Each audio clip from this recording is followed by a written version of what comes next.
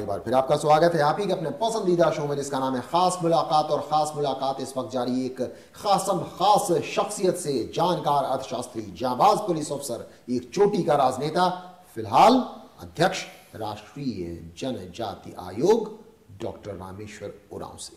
Rameshwar ji, doctor Rameshwar Oraon कब बने रामेश्वर उरांव से? मैं मगध का डीआईजी बना 89 में।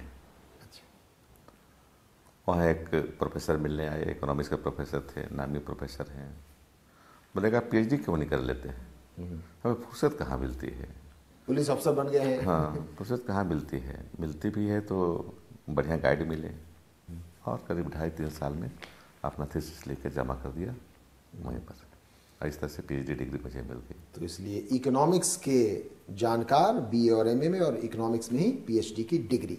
लेकिन साथ ही साथ आप एक नाम बना चुके थे, एक जांबाज पुलिस अफसर का पूरे बिहार में। उस समय बिहार का विभाजन नहीं हुआ था, झारखंड अलग नहीं हुआ था।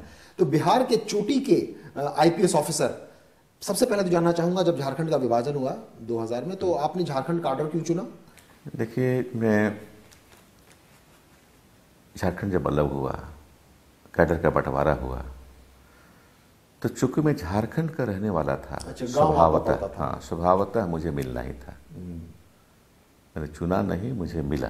तो डीजीपी से ठीक एक सीढ़ी पहले एडीजी जब आप थे, उस वक्त कैसे अचानक गाड़ी मुड़ी और आप राजनीति की ओर चल पड़े? लगभग 3 साल मैं देख चुका झारखंड की राजनीति को, 2000 से 2003 तक, और यहाँ की सरकारों को चलते हुए। और मैं आप जैसे पत्रकार की खबरें भी पढ़ता था, विचार भी पढ़ता था कि कुछ अच्छे लोगों को राजनीति में आना चाहिए था। हो सकता है मुझे भ्रम था कि मैं अच्छा आदमी हूँ।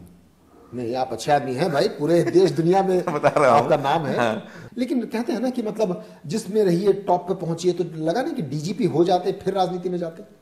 एक मन में ये बात शुरू से मैं कहता था अपने दोस्तों को कि मैं रिटायर नहीं कहलाना चाहूंगा। रिटायर्ड लाइफ व्यतीत नहीं करूंगा। बहुत खूब। एक चीज मैं भूल गया कहना कि बिहार सरकार के समय में बिहार सरकार ने काफी इज्जत दी मुझे। इज्जत इस माने में, और समाज सेवा के लिए लगाया। जहां कहीं कम्युनल राइट हो बिहार में, जहां कहीं कास्ट राइट हो बिहार में, तो हमको उतारा जाता था।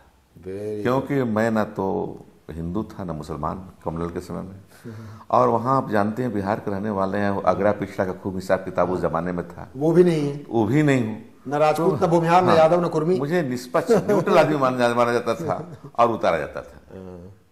तो उस तरह से सेवा मुझे काफी ली गई, और इसलिए काफी लोग बिहार में जानते थे। लेकिन बताऊं, मैं एक जागरूक विद्यार्थी कह लीजिए होने के नाते मेरे समझ में आई एक पार्टी है जो पूरे देश को जोड़ के रख सकती है, वो है कांग्रेस पार्टी। इसीलिए कांग्रेस पार्टी को चुना आपने। इसने आज़ादी दिलाई, और इसके सिद्धांत ऐसे हैं जो जोड़ के रख सकते हैं देश को, समाज को। लेकिन कहा जाता है कांग्रेस में बस आला कमानी सब कुछ है, उनके बिना पत्ता नहीं हिलता है। तो कैसे आप आला कमान तक पहुंच पाए? कुछ ये संस्मरण अपने बताना तो जब मैं सोचा कि राजनीति के जाऊं, तो मैं नौकरी में ही था। मैं दिल्ली चला गया, नाम लिखाया सोनिया जी से मिलने के लिए। सोनिया गांधी से मिलने के लिए समय मिल गया 15 मिनट। बतौर एडीजी ही? एडीजी। अच्छा जी। चला गया, मिला और अपनी बात कही कि मैं नौकरी नहीं करना चाहता हूँ, राजनीति में आना चाहता हूँ, और आपकी पार्टी में रहना चाहता हूँ। मेरी कोई शर्त नहीं, कोई शर्त नहीं है कि हमको टिकट दीजिए, वो दीजिए, कुछ नहीं है, कोई शर्त नहीं है, मैं जगह दीजिए पार्टी में बस। मैं तारीफ करूँगा उनकी, बहुत सूझबूझ की महिला। बोले कि आप नौकरी में हैं, बहुत बड़ी नौकरी, बड़ी नौकरी में आप हैं, August service, additional director general of police. तो आप क्यों नहीं रिटायरमेंट का इंतजार करते हैं? रिटायर होकर आइए, मैं रखूंगी आपको। ये किस साल की बात है? 2003? हाँ, 2003 में जी। तो फिर मैं कहा कि मैडम मैं सर्विस में नहीं रहना चाहता हूँ। तो उन्होंने कहा कि 1 महीने के बाद आइए, फिर आप सोच करके फिर सोचिए, और 1 महीने के बाद आइए। 1 महीने बाद फिर पहुँच गया। देखते बोले कि have you thought? Yes madam, I have thought. I don't want to continue in the service, मैं सर्विस में नहीं रहना चाहता। तो बोले कि ठीक है, जाइए आप रिजाइन कीजिए, आपको पार्टी में रखेंगे आपको। तो मैं रिजाइन किया और पार्टी ज्वाइन किया। फिर पार्टी ने मुझे लोहरदगा पार्लियामेंट्री कंस्टिट्यूंसी से लड़ने को कहा, चुनाव लड़ने को। मैं लड़ा और जीता। लेकिन खास बात यह भी है, जैसे मैंने आपको खास मुलाकात के शुरुआत में कही थी, सपने देखे, सपने साकार भी हुए, भगवान की कृपा रही होगी। पहली बार सांसद बने 2004 में लोहरदगा से, और पहली बार सांसद बनने के बाद केंद्रीय मंत्रिमंडल में भी शामिल हो गए। ये कैसे हुआ? ये आप जो भगवान का नाम लिए, तो मैं भी भगवान का ही नाम लेना चाहूंगा कि उन्हीं की कृपा से। मैं तो गांव में सोया हुआ था, इत्तेफाक से उस दिन गांव चला गया था। गांव में सोया हुआ था, करीब 12:30 बजे रात में। मेरी आदत है पुलिस सर्विस में रहने के नाते कि अगर दिन में किसी कारण से टेलीफोन बंद भी रखूं तो रात में तो खोल के रखता हूं। क्या बात है? कि रात में जो फोन करेगा हो सकता है कुछ संकट में होगा, अर्जेंट होगा, अर्जेंट हो, इसलिए कर रहा है रात में। तो खोल के सोया हुआ था मोबाइल अपना गांव में। 12:30 बजे अहमद पटेल जी का फोन आया। रामेश्वर जी कहाँ हैं आप? हम कहे सर अपने गांव में हैं, झारखंड में। आप कल चले आइए सामने। अच्छा, थोड़ी देर के बाद सोनिया जी बात करेंगे आपसे। इस बात जग गया मैं। फिर करीब 1 घंटा के बाद फोन आया उनका, करीब 1 बजे 1:15 बजे आया। रात में नींद तो नहीं आ रही होगी? हाँ। तो बोले कि कहाँ हैं? वो भी पूछी कहाँ हैं? उनके झारखंड में मैडम। कल आप 4 बजे तक पहुँच जाइए आप, है ना? 4 बजे तक पहुँच जाइए, जरूरी है।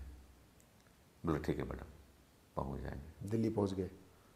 हाँ। फिर आया इनका आया कैबिनेट सेक्रेटरी का भी उसके बाद आया कि आप आ जाइए। चले। दूसरा दिन मुश्किल से जहाज मिल पाया, वो भी इत्तेफाके कहें, कोई जहाज नहीं था उस समय में। जेट चला था 2 दिन पहले से। क्या बात है? और पहले ले गया बम्बे हमको, यहाँ से रांची से बम्बे था। बम्बे गए, बम्बे से फिर दिल्ली आए। सब अद्भुत दैविक संयोग है। हाँ, 4 बजे वो था, वो भी अपने आप बढ़ करके 7 बजे हो गया। बहुत खूब। यानी एक गरीब परिवार का, किसान परिवार का लड़का आईपीएस ऑफिसर बनता है, एडीजी के पद पर पहुंचता है, फिर सांसद बनता है, और सांसद बनते ही केंद्रीय मंत्री। क्या सपने, क्या साकार होने जैसा नहीं है? लेकिन यही खत्म नहीं होती, उतार चढ़ाव भी बना हुआ है। 2009 में लोकसभा में आपको जीत नहीं मिली लोहरदगा से, लेकिन तब अभी आप बना दिए गए हैं अध्यक्ष राष्ट्रीय अनुसूचित जनजाति आयोग के, जो कि आपको याद दिला दूं कैबिनेट मंत्री, केंद्रीय कैबिनेट मंत्री का दर्जा है इनके पद को।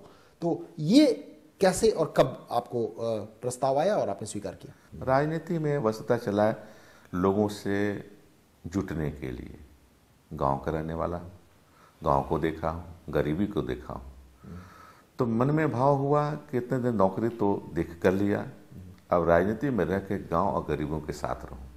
शहर में हम लोग छोटे हो गए हैं, कम उदार रह गए हैं, लेकिन गांव में अभी भी उदार है बहुत लोग। बहुत खूब। तो अब हम वापस लौटते हैं इसकी ताज़ा इस पर कि बतौर अध्यक्ष राष्ट्रीय अनुसूचित जनजाति आयोग के कौन कौन सी और प्रायोरिटीज हैं आपकी, प्राथमिकताएं हैं? मैं आंकड़ों पर जाकर बोलना चाहूँगा कि भारत सरकार तो राशि काफ़ी दे रही है, आवंटन कर रही है आदिवासी विकास के लिए, लेकिन राज्यों द्वारा, राज्य सरकारों द्वारा उस राशि का सदुपयोग नहीं हो रहा है। डाइवर्सन ऑफ फंड ज़्यादा हो जा रहा है, ये महसूस किया है मैंने। लेकिन मैं अपील करना चाहता हूँ आपके मार्फत से झारखंड सरकार से, भारत सरकार का तो खर्च कीजिए, आप भी अपनी राशि आदिवासी विकास, आदिवासी कल्याण के लिए खर्च कीजिए। और आज जो स्थिति है, एक संघर्ष से चल रहा है आदिवासी इलाके में, वो तभी रुकेगा जब उनके लिए आप कल्याणकारी काम कीजिए। बहुत खूब। यानी चलते चलते ये संदेश दे रहे हैं डॉक्टर रामेश्वर उरांव कि आप आदिवासियों का ख्याल कीजिए, तभी उनकी होगी भलाई। तो इसी के साथ आपका बहुत बहुत धन्यवाद कि आप हमारे कार्यक्रम में आए, और आपको ढेर सारी शुभकामनाएं कि बतौर अध्यक्ष राष्ट्रीय अनुसूचित जनजाति आयोग आपको सफलता मिले। बहुत बहुत धन्यवाद। Thank you so much. बहुत धन्यवाद, बहुत धन्यवाद। ये थे आज के हमारे खास मेहमान डॉक्टर रामेश्वर उरांव, अध्यक्ष राष्ट्रीय जनजाति आयोग। उम्मीद है इनसे मुलाकात आपको जरूर पसंद आई होगी, लेकिन इस वादे के साथ हम हो रहे हैं आपसे रुखसत की अगले हफ्ते एक बार फिर होगी आपसे मुलाकात, इसी खास मुलाकात में एक और दमदार और शानदार शख्सियत के साथ। तब तक मुझे दीजिए इजाजत। नमस्कार।